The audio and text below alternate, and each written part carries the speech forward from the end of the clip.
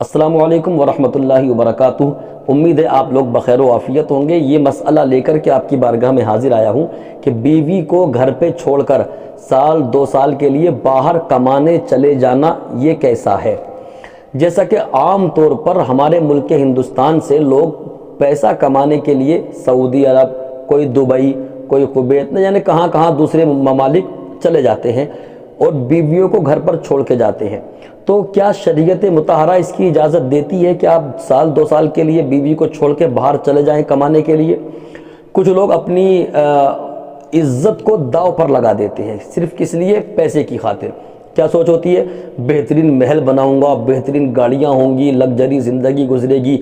یہ ساری سوچ لے کر کے آدمی اپنی بیوی کو گھر پر چھوڑا اور نکل گیا، ہے نا۔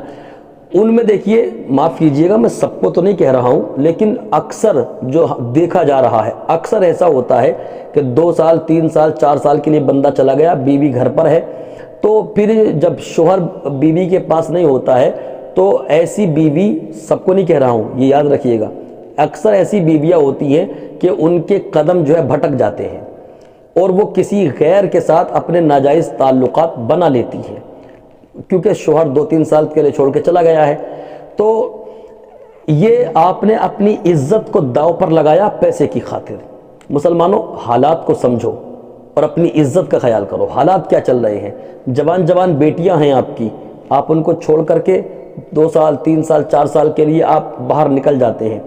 حالات یہ کہہ رہے ہیں کہ آپ بالکل نہ نکلیں، ہے نا۔ تو اکثر لوگوں کی بیویاں ایسی ہوتی ہیں کہ ان کے راہ راست سے قدم بھٹک جاتے ہیں اور وہ دوسروں کے ساتھ ناجائز تعلقات بنا لیتی ہیں۔ پھر کیا ہوتا ہے کہ پیسے کی خاطر عزت کو داؤ پر لگایا تھا، عزت کا جنازہ نکل جاتا ہے نا۔ تو یاد رکھیے گا، شریعت مطہرہ کہتی ہے کہ بغیر عذر شرعی 4 مہینے سے زیادہ شوہر اپنی بیوی سے جدا نہیں رہ سکتا۔ اگر شریعت کا کوئی عذر ہے، شرعاً کوئی عذر ہے آپ کے پاس، تو 4 مہینے سے زیادہ آپ رہ سکتے ہیں شرعاً۔ لیکن شرعاً اگر کوئی عذر نہیں ہے تو پھر 4 مہینے سے زیادہ شوہر اپنی بیوی کو اکیلا نہیں چھوڑ سکتا، 4 مہینے سے زیادہ اپنی بیوی سے دور نہیں رہ سکتا ہے۔ تو لہٰذا آج دور حاضر میں مسلمانوں کو اس چیز پر عمل کرنے کی ضرورت ہے۔ کس چیز پر؟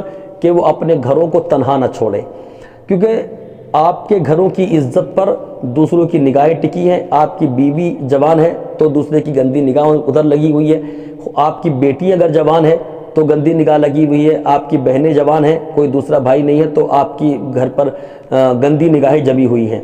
اس لیے عزت یار سب سے بڑی چیز ہے، اس کو بچا کے رکھیں، اور بچانے کے لیے آپ کو وہاں موجود رہنا یہ ضروری ہے۔ تو لہٰذا عزت کی پرواہ کریں اور حالات کو سمجھیں۔